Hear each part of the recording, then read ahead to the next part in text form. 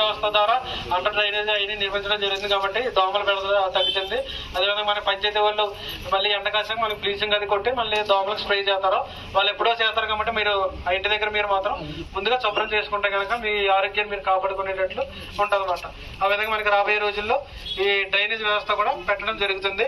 అదేవిధంగా street light మాట ఇప్పుడు మళ్ళీ మనకి ఈ ఏరియా వెనకాల కొత్తగా ఏమైనా కొత్త కాలనీ ఏర్పడినా లేదా ఒక 5-6 ఇల్లులు ఏర్పడితే కనుక మళ్ళీ అక్కడ మనకి సిమెంట్ ఇది మనకి పోలు చేస్తాం అనమాట. కరెంటు స్తంభం వేసి మళ్ళీ కనెక్షన్ ఇవ్వడం జరుగుతుంది. ప్రతి ఇంటికి కూడా ప్రతి వీధికి కూడా స్తంభాలు పడి ఉంటాయి.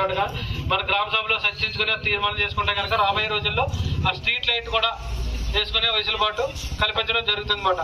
నెక్స్ట్ చేస్తారు అంటే మనకి ఎక్స్ట్రా కుటుంబాలు వచ్చినాయి కాబట్టి అక్కడ మన ఘన వ్యర్థ పదార్థాల నిర్వహణ అక్కడ సెంటు దగ్గర ఒక 5 మంది పెడతారన్నమాట. దానికి మళ్ళీ పంచాయతీ జీతాలు ఇవ్వడం జరుగుతుంది.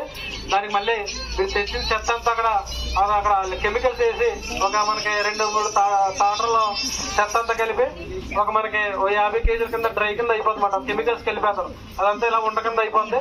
దాని ద్వారా మనకి పంచాయతీకి ఆదాయం వచ్చేలాగా ఎరువుని తయారు చేస్తారు. ఒకవేళ మన గ్రామంలో ఎవరైనా రైతులు కొనుక్కుంటే కేజీ 10 రూపాయలు ఇచ్చి కొనుక్కోవచ్చు. లేదంటే కనుక అది ఏజెన్సీలకు అప్పచెప్తారు. ఆ ఏజెన్సీల ద్వారా వాళ్ళ ఘన వ్యర్థ పదార్థాల ద్వారా మనకి వర్మీ కంపోస్ట్ తయారు చేసి రైతులకి అమ్ముకుంటారు అనమాట. దాని ద్వారా మన పంచాయతీకి రాబోయే రోజుల్లో ఆదాయం ఇస్తారు.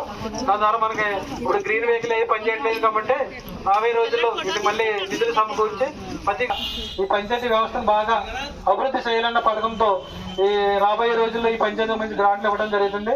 దాని ద్వారా ఈ యొక్క గ్రామాల ముఖ చిత్రం మారబోతున్నాయి అన్నమాట. నెక్స్ట్ మనకి పంచాయతీ రాజ్ పిఆర్ ఆధ్వర్యంలో పంచాయతీ రోడ్లు అంతర్గత ఎకరం మీకు పొలం ఉందంటే ఖాళీ తోట 70 మొక్కలు ఇస్తాం.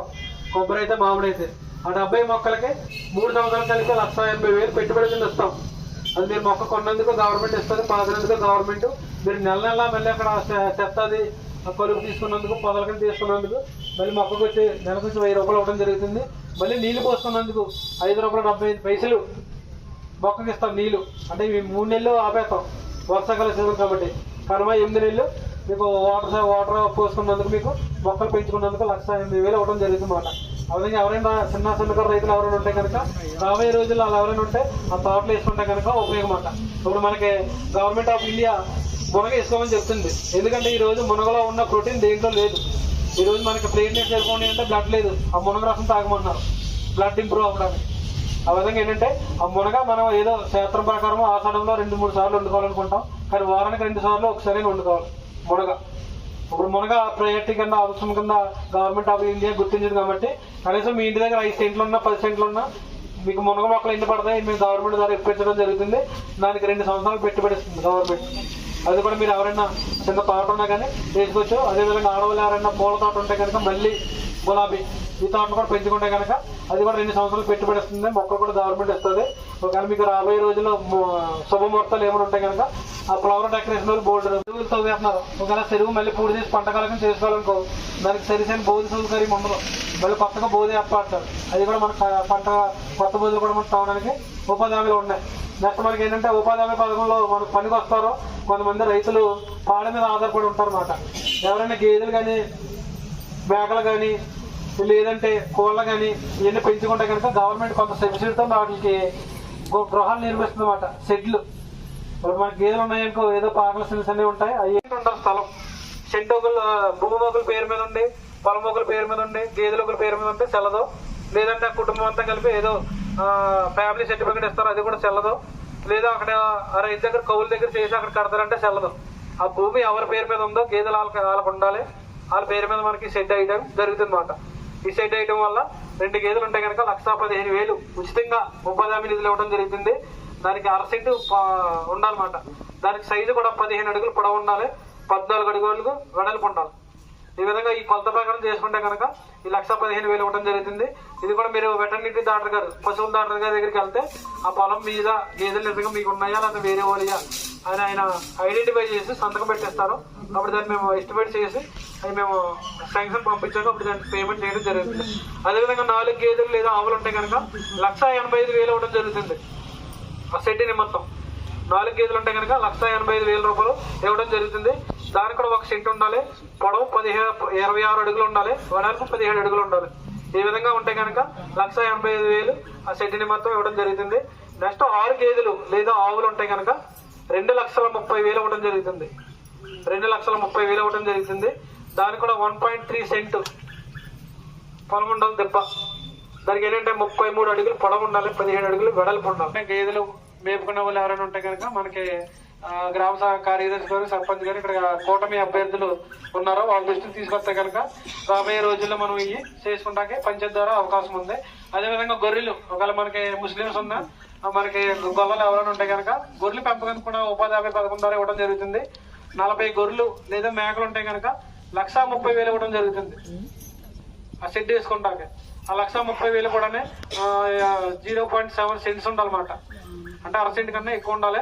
అది మనకి 23 అడుగులు పొడవు ఉండాలి, 13 అడుగులు వెడల్పు ఉండాలి.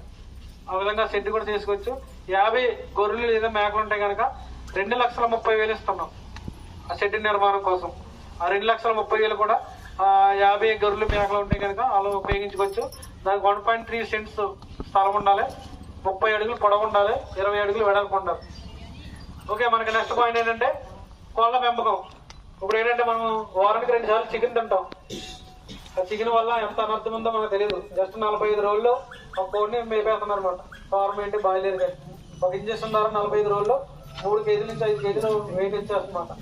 అది మనకి తక్కువ టైంలో మెచ్యూర్ అయిపోతుంది అన్నమాట. ఆ విధంగా ఏంటంటే మెచ్యూర్ అయ్యే పిల్లల ముందు ఈ చికెన్ పెట్టడం వల్ల చాలా అనర్థాలు ఉన్నాయి. ఆ విధంగా ఇప్పుడు మనం చికెన్ తిన్నా కానీ మన శరీరాన్ని మెత్తదల చేయాలి. ఎందుకంటే ఇప్పుడు మనకి ఎముకలు ఉంటాయి, ఆ ఎముకలు చాలా స్ట్రాంగ్ గా ఉంటాయి. ఇప్పుడు మెత్తదల అయ్యబడి మాట స్ట్రాంగ్ తగ్గిపోతుంది ఈ చికెన్ వల్ల. జస్ట్ మనకు కొలు తిరిగి అడుగున్నా బండి నుంచి అడుగున్నా ఏదో ఇరిగిపోతుంది. అప్పుడు అనుకో జస్ట్ కొంచెం పైనుంచి పడినా ఏదో పెరిగింది మాట, అప్పటికప్పుడు స్ట్రాంగ్ అంతా తగ్గిపోతుంది. దానివల్ల ఎక్స్ట్రా డబ్బులు అవుతాయి. ఒకవేళ అవి మాకు అక్కర్లేదు షెడ్ కట్టి ఏంటంటే ఈ అమౌంట్ షెడ్ అయిపోతుంది. ఆ అమౌంట్ కూడా ఉచితంగా ఇవ్వడం జరుగుతుంది మాట. అమ్మా మనమే పేమెంట్ అయితే బిల్లు కట్టుకున్నాం. తర్వాత మే 12వ తారీఖు వరకు బిల్లులు పడ్డాయి, అక్కడి నుంచి పడలేదు, ₹1 పడలేదు. నిజంగా జనాలు ఏమన్నారంటే అందరూ ఫోన్లు చేసి గవర్నమెంట్ మారిపోయింది, ఎలక్షన్ వచ్చింది, ఎలక్షన్ ఖర్చు పెట్టే డబ్బులు, గవర్నమెంట్ మారిపోయింది కాబట్టి మా డబ్బులు రావు, మా డబ్బులు ఎవరో తినేశారని మొత్తం ఫోన్లు. ఆ విధంగా ఏంటంటే మీరు పని చేశారంటే అది అంతా ప్రతిదీ ఆన్లైన్ అవుతుంది. ఇవాళ మీరు పనికి వచ్చారంటే ఆన్లైన్లో మాస్టర్ పంపుతాం, మళ్ళీ మీ మాస్టర్లు అంతా ఆన్లైన్ చేస్తాం వారం తర్వాత. ఇదంతా అలా డేటా అంతా అలాగ ఉంటుంది. ఎందుకంటే ఈ రోజు మనకి 100 కోట్లు ఇచ్చింది గవర్నమెంట్, 100 కోట్లు కాకుండా 120 కోట్లు ఎక్స్ట్రా ఖర్చు పెట్టేశాం. మళ్ళీ ఆ బడ్జెట్ తీర్మానం చేసుకోవాలి. ఇవాళ మన పంచాయతీకి నిధులు 50 లక్షలు వచ్చినాక ఆ 50 లక్షలు వచ్చినట్టే ఆ వర్కులు పెడతారు. ₹1 కోటి మనం ఎస్టిమేట్ చేసుకుంటే అవుతాయి పనులు అవ్వో. ఆ విధంగా ఏంటంటే మనకి అనుకున్న బడ్జెట్ కన్నా ఎక్కువ ఖర్చు పెట్టేయం కాబట్టి అది మళ్ళీ ఆర్థిక ఆమోదం పొందాలి.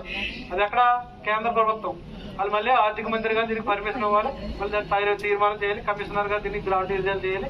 ఈ మధ్యలో ఎలక్షన్ కూడా అయ్యి రావటం, మళ్ళీ అధికారులు మారటం, ఇదంతా తతంగం అయ్యేటప్పటికి ఇప్పుడు మనకి ఆగస్టు 19వ తారీఖు వరకు రిలీజ్ అయిపోయి మీ బిల్లులు. ఉండగా ఎవరికైనా ఆధార్ లింక్ అవ్వకపోయినా, బ్యాంక్ ఫోన్ నెంబర్ లింక్ అవ్వకపోయినా ఈ బ్యాంక్ ఎన్పిసిఐ లింక్ చేయించుకోవాలి. ఎన్పిసిఐ లింక్ చేయించుకోకపోయినా లేదంటే నేషనల్ బ్యాంక్ కాకుండా ఏదో ప్రైవేట్ బ్యాంకులో అకౌంట్ తీసినా డబ్బులు పడవు. ఆ విధంగా ఏంటంటే ఇవన్నీ జరిగితే కనుక రాబోయే రోజుల్లో మీకు బాగా పనులు పాస్ చేసుకుంటే మంచి డబ్బులు పడతాయి అన్నమాట. ఆ విధంగా మనకి ఇక్కడ 3,82,00,000 మనకి మండలం మీద చేపిస్తే కనుక ఈ పంచాయతీలో మనకి 35,36,000 కూలీల రూపంలో ఖర్చు పెట్టడం జరిగింది. 35,36,000 ఇంచుమించు 13 లక్షలు మీకు గ్రాంట్ వస్తుంది నెక్స్ట్. అంటే కూలీలకి 33 లక్షలు ఖర్చు పెట్టినందుకు 40% మీకు నెక్స్ట్ గవర్నమెంట్ లో మార్చిలో మీకు ఫండ్స్ వస్తాయన్నమాట. అది పంచాయతీ ద్వారా మీరు